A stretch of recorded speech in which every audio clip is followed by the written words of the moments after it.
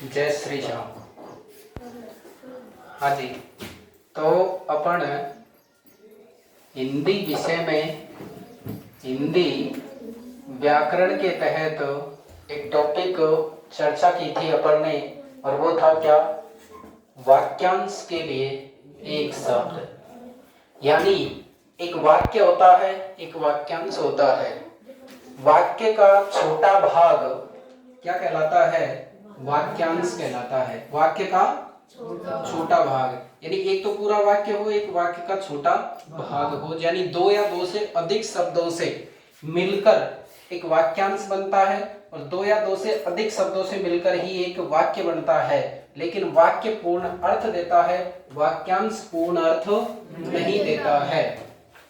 अब अपन किसकी चर्चा कर रहे थे? वाक्यांश के लिए एक शब्द। इंग्लिश में इनको वन वर्ड बोला जाता है। क्या बोला जाता है? One word. वाक्यांश के लिए एक शब्द, लिए एक शब्द।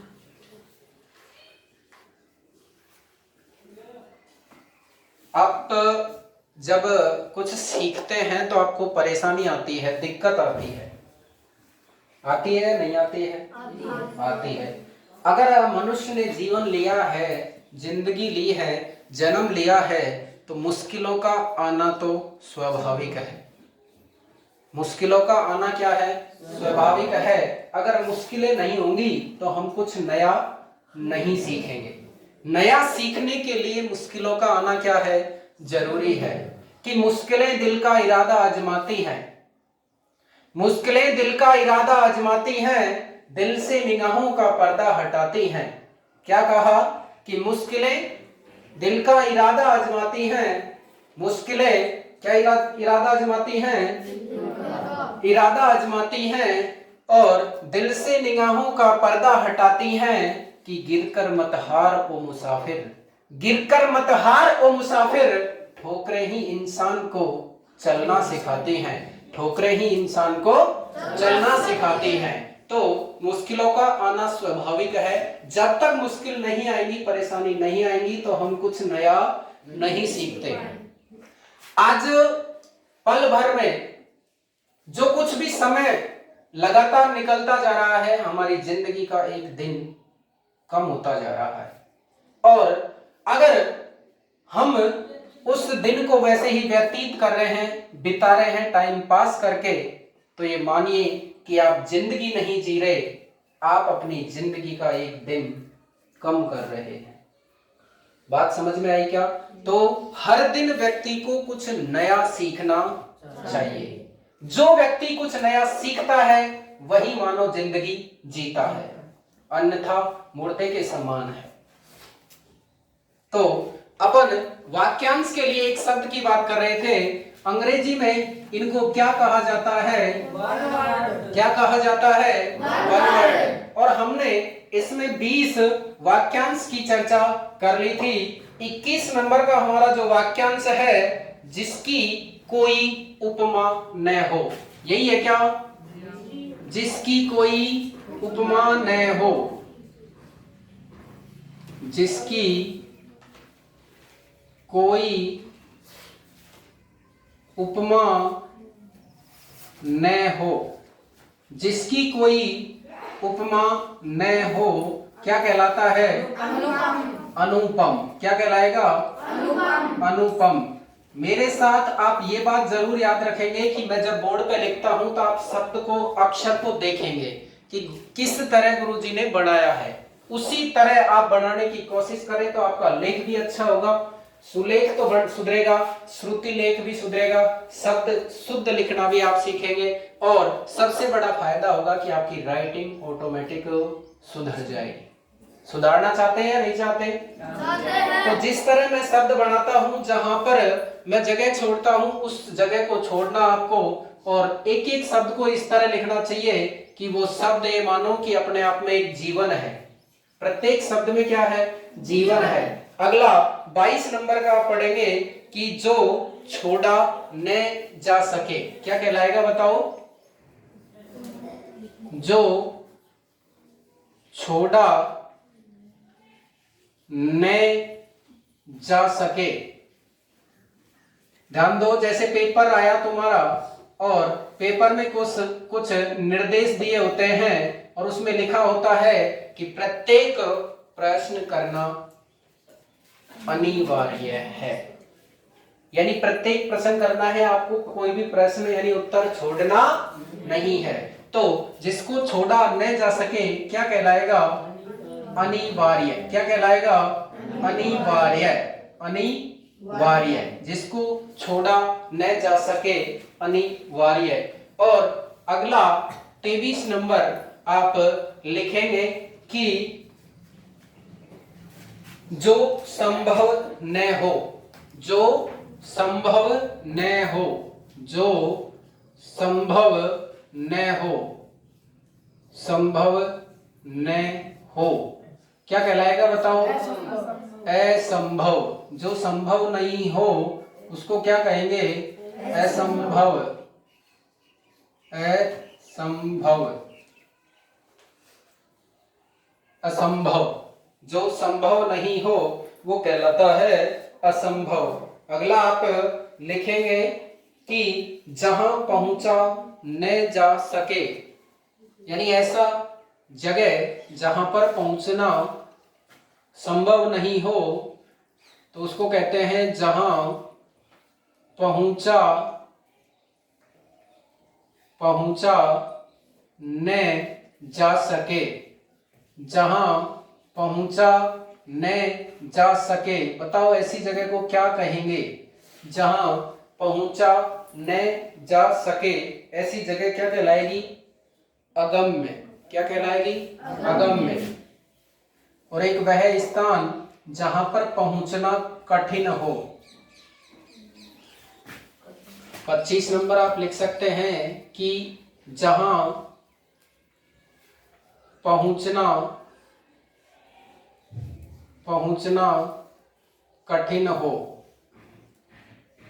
जहां पहुंचना कठिन हो ऐसे रास्ते को क्या कहेंगे? बोलो, कोई बता सकता है आप में से? ऊपर वाला है जहां पहुंचा न जा सके तो अगम्य हो गया, और जहां पर कठिनता से पहुंचा जा सके वो कहलाता है दुर्गम। क्या कहलाता है? दुर्गम।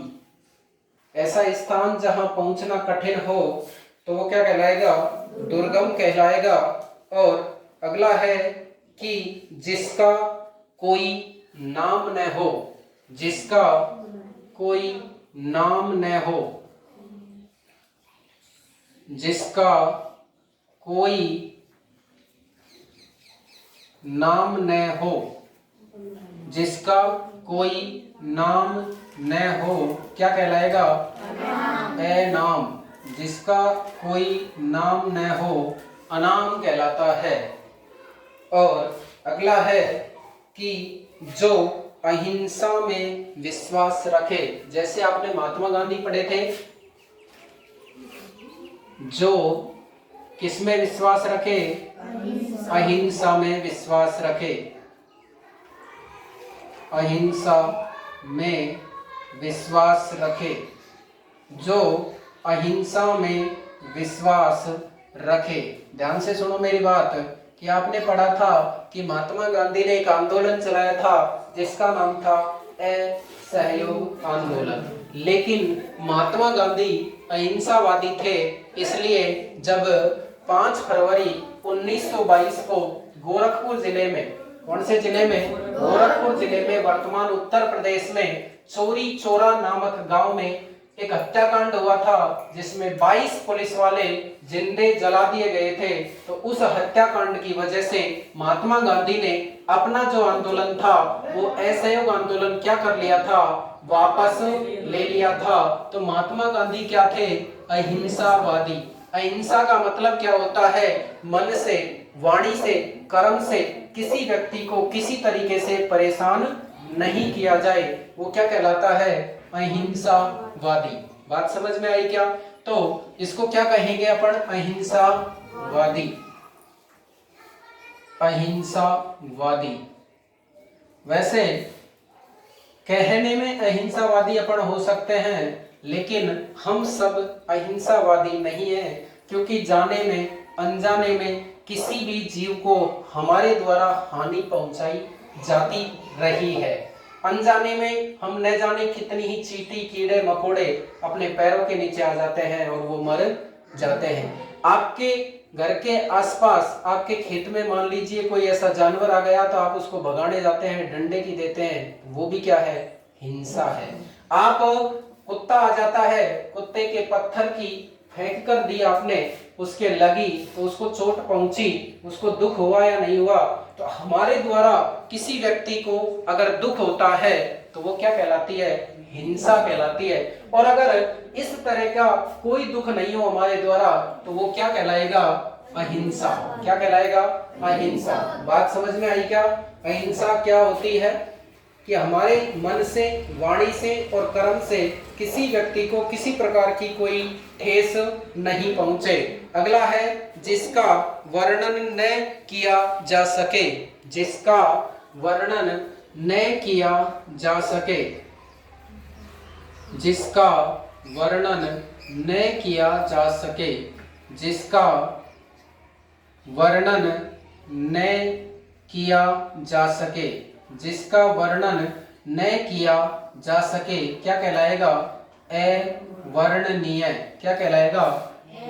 अवर्णनीय।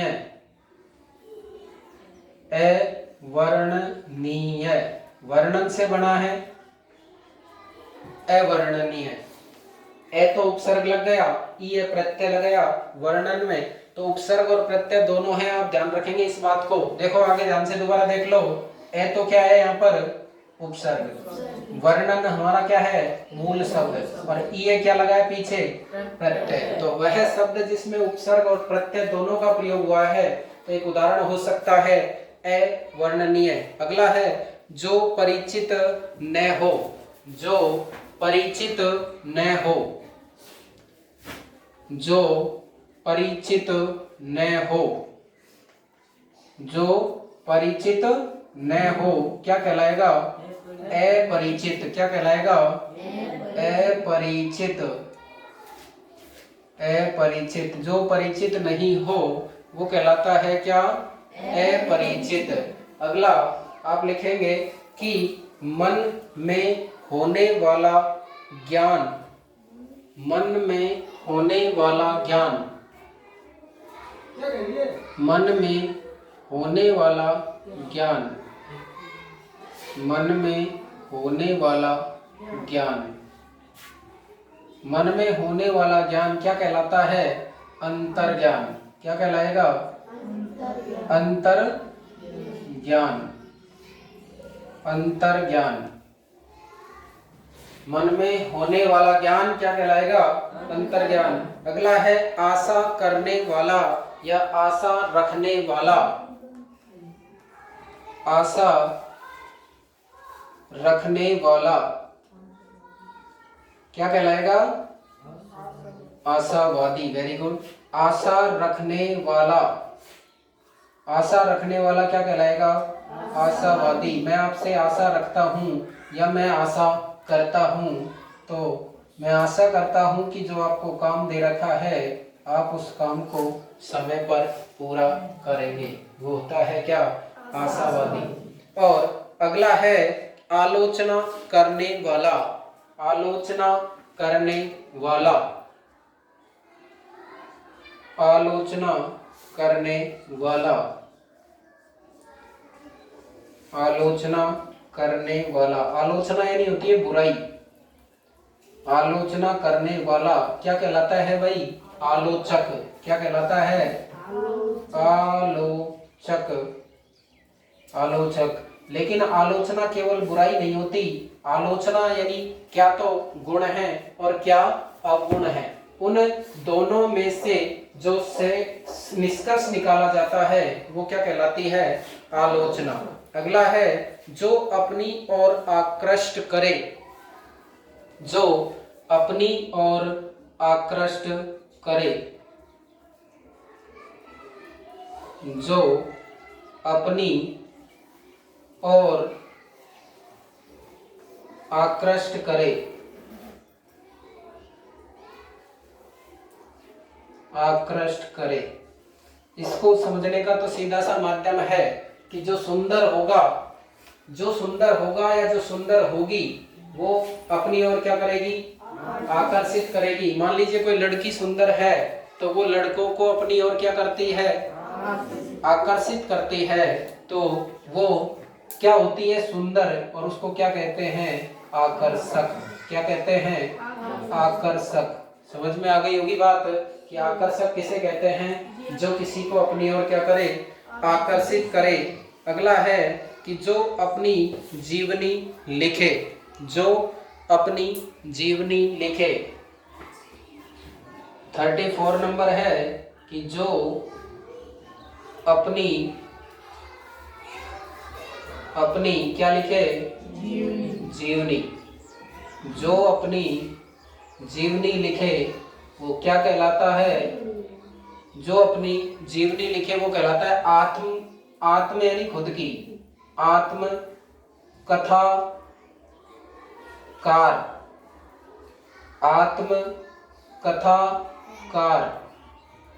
आत्म कथाकार जो अपनी जीवनी लिखे वो क्या कहलाता है, आत्म कथाकार। अगला है आज्ञा मानने वाला। क्या कहलाएगा, आज्ञाकारी। Very good. आज्ञा मानने वाला, आज्ञा मानने वाला कहलाता है आज्ञाकारी। आज्ञाकारी, आज्ञा मानने वाला क्या कहलाता है भाई, आज्ञाकारी। तो मैं आशा करता हूँ कि आप आज्ञाकारी होंगे। तो मैंने यहाँ पर आपके दो शब्द काम में ले दिए। एक तो मैं क्या हूँ, आशावादी, और आप क्या हैं, आज्ञाकारी। मैं आशा करता हूँ कि आप क्या होंगे, आज्ञाकारी होंगे। अगला है नई खोज करना। नई खोज करना 36 नंबर, नई खोज करना।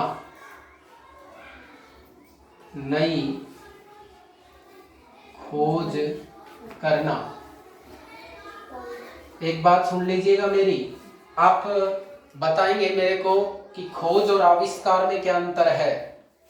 खोज और आविष्कार में क्या अंतर है। मान लीजिए मेरी कोई वस्तु खो गई है, गुम गई है, तो आप आविष्कार करेंगे या खोज करेंगे, खोज करेंगे। लेकिन जब किसी व्यक्ति ने पहली बार मोबाइल बनाया होगा, पहली बार बल्ब का क्या हुआ था, खोज हुई थी का आविष्कार। तो जो चीज पहले से विद्यमान है, जो चीज पहले से विद्यमान है उसकी क्या होती है, खोज। और जो पहले नहीं है, बिल्कुल क्या हो, नई हो, उसे क्या कहेंगे, आविष्कार। तो नई खोज करना क्या कहलाता है, आविष्कार।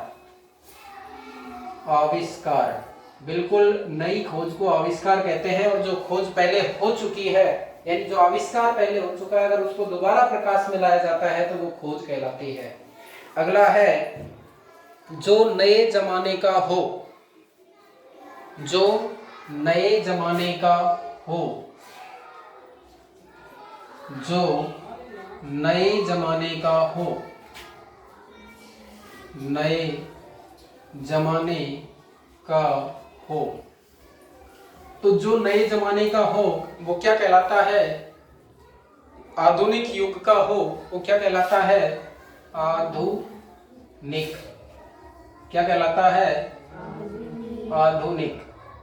जो नए जमाने का हो वो कहलाता है आधुनिक। क्या कहलाएगा, आधुनिक। आधुनिक। और अगला है कि दूसरे देश से मंगाना। कोई चीज अपन बाहर से क्या करेंगे, मंगाएंगे, तो किसी दूसरे देश से मंगाना। किसी दूसरे देश से मंगाना क्या कहलाता है भाई, किसी दूसरे देश से मंगाते हैं कोई चीज तो वो क्या कहलाती है, हाँ। और किसी दूसरे देश को अपन भेजते हैं तो क्या कहलाता है,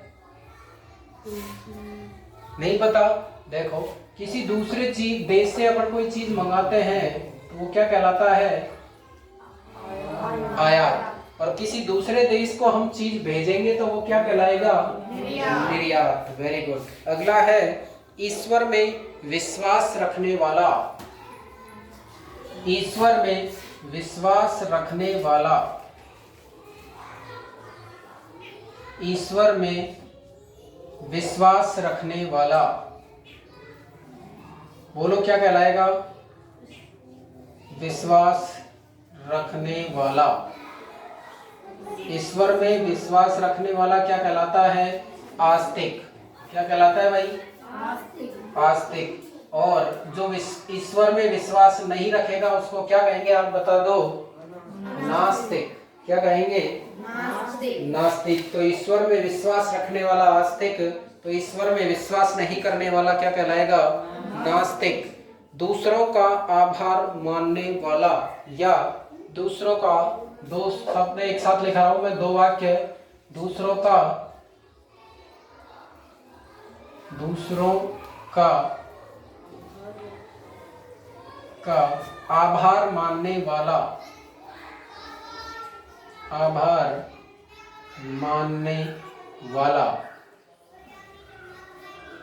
मानने वाला क्या कहलाता है? आभारी। क्या कहलाता है? आभारी। कि मैं आपका सदा आभारी रहूंगा, रहूंगी। आभारी। और इसी तरह अगला है, देखो ध्यान से, किए हुए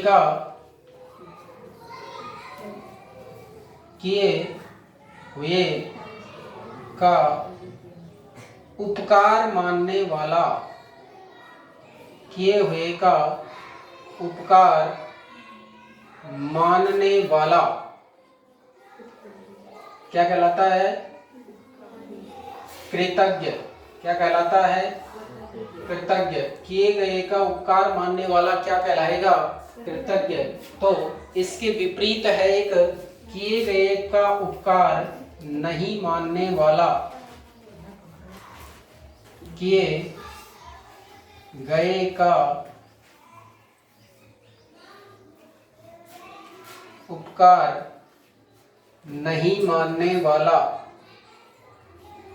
नहीं मानने वाला। किए गए का उपकार जो नहीं मानता है वो क्या कहलाता है? कृतघ्न। क्या कहलाता है? ध्यान दो, किए गए का उपकार नहीं मानने वाला क्या कहलाएगा? कृतघ्न। कृतघ्न। और किए गए का उपकार मानेगा तो वो क्या कहलाएगा? कृतज्ञ। अगला है छोटा भाई। अगर आपसे छोटा भाई है तो वो क्या कहलाता है? Very good. छोटा भाई तो कहलाता है अनुज। और बड़ा भाई? वेरी गुड, बड़ा भाई। अगर भाई बड़ा है तो वो कहलाएगा अग्रज, और छोटा भाई है तो क्या कहलाएगा? अनुज। छोटा भाई अनुज और बड़ा भाई अग्रज। अगला है आकाश में दिखाई देने वाला 7 रंगों का धनुष। बोलो, ये तो जानते हो आप। हाँ, आकाश में दिखाई देने वाला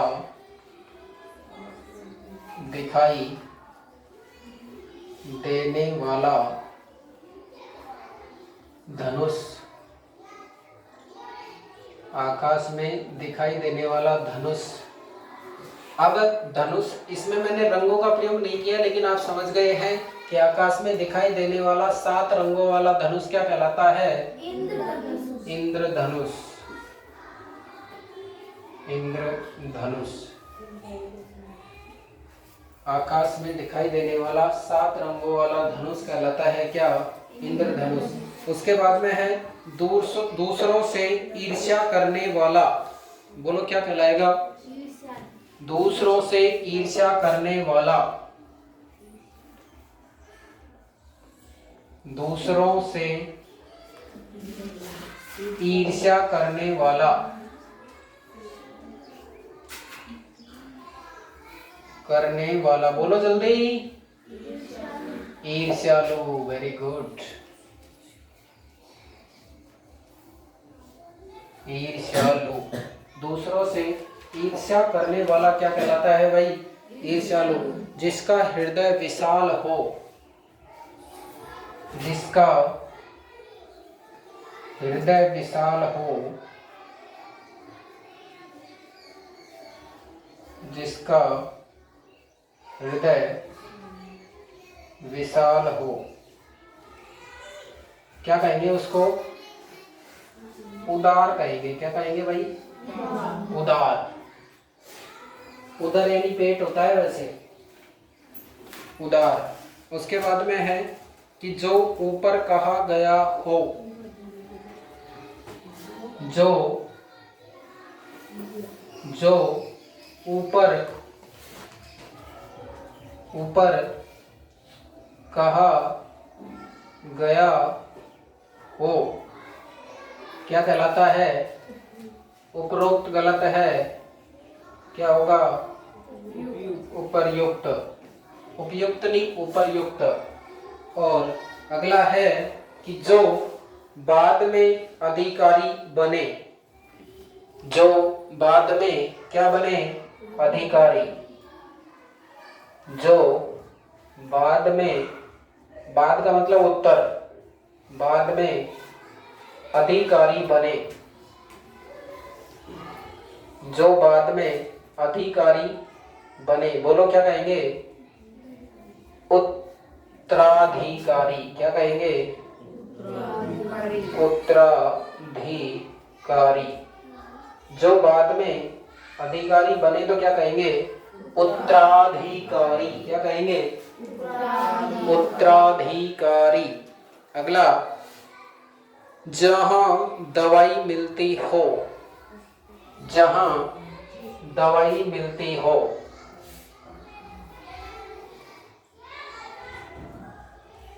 बोलो क्या कहेंगे? जहां दवाई मिलती हो, उसको कहेंगे औषधि। औषधि को दवाई कहते हैं, इसलिए क्या कहलाएगा वो? औषधियों का आलय, औषधालय। क्या कहलाएगा? औषधालय। इस तरह आपने वाक्यांश के लिए एक शब्दों की श्रृंखला को 50 तक पूरा किया। आपसे आशा ही नहीं, ये पूरा विश्वास है कि आपका इनका जब टेस्ट लिया जाएगा तो आप पूरे में से पूरा नंबर लाने की कोशिश करेंगे। एक छोटी सी बात है कि कोशिश ही तो वो चीज है, क्या? कोशिश ही तो वो चीज है कि हार जाना भले ही जिंदगी में, क्या? हार जाना भले ही जिंदगी में, लेकिन कोशिश का वो तीर जिंदा रखना। क्या? हार जाना भले ही जिंदगी में, लेकिन कोशिश का वो तीर जिंदा रखना कि अपन उस तीर से अपनी मंजिल को क्या कर सकें? प्राप्त कर सकें। इसी के साथ अगली वार्ता अपनी अगली क्लास में होगी। धन्यवाद।